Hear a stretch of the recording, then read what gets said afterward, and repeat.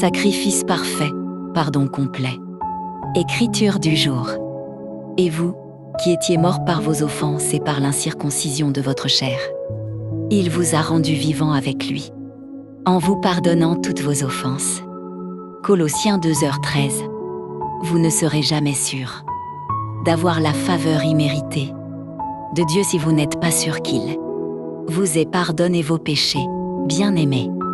Je veux que vous sachiez que vos péchés sont pardonnés non pas selon la richesse de vos bonnes œuvres, mais selon la richesse de la grâce de Dieu, faveur imméritée. Tous vos péchés, passés, présents et futurs, ont été pardonnés. Ne tracez pas une chronologie du pardon que Dieu vous accorde pour vos péchés. Certains chrétiens croient que le pardon qu'ils ont reçu ne s'étend que du jour de leur naissance au jour de leur conversion. À partir de ce moment, ils pensent qu'ils doivent faire très attention de peur de perdre leur salut. Cette croyance est tout simplement contraire aux Écritures. Colossiens 2:13 déclare clairement que tous nos péchés nous ont été pardonnés. Sur la croix, Jésus a pris sur lui tous les péchés que vous commettrez au cours de votre vie et a payé une fois pour toutes le prix de tous vos péchés. Est-ce que tout a la même signification pour vous que pour moi?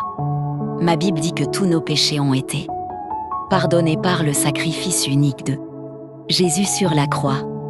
Nous avons été pardonnés une fois pour toutes.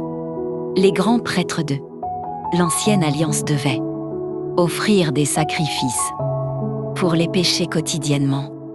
Mais Jésus, notre grand prêtre parfait de la Nouvelle Alliance, a offert le sacrifice complet et parfait, une fois pour toutes lorsqu'il s'est offert lui-même.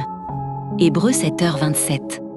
Sur la croix, il a pris sur lui tous les péchés que vous commettrez au cours de votre vie et a payé une fois pour toutes le prix total de tous vos péchés.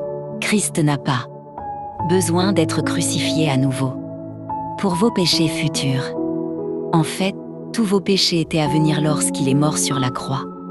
Ainsi, lorsque vous avez reçu Jésus dans votre cœur, tous vos péchés ont été complètement pardonnés maintenant que vous savez que votre dette de péché a été complètement effacée et réglée par Jésus en votre nom. Ne vous attendez pas à ce que Dieu vous traite en fonction de vos péchés lorsqu'il se passe quelque chose de négatif. N'imaginez pas que Dieu vous poursuit à cause de ce que vous avez fait dans le passé. Au lieu de cela, prenez Dieu au mot et attendez-vous à profiter des bienfaits du prix élevé que Jésus a payé sur la croix pour vous. Nous n'avons rien semé de bon, mais par Jésus, nous avons récolté toutes les bonnes bénédictions. Cela, mon ami, s'appelle la faveur imméritée. Et vous honorez ce qu'il a fait pour vous en le remerciant et en vous attendant à ce que ces bénédictions se manifestent dans votre vie chaque jour. Prière du jour. Père, ta parole est vraie. Tous les péchés que j'ai commis et que je commettrai ont été pardonnés par toi grâce à Jésus.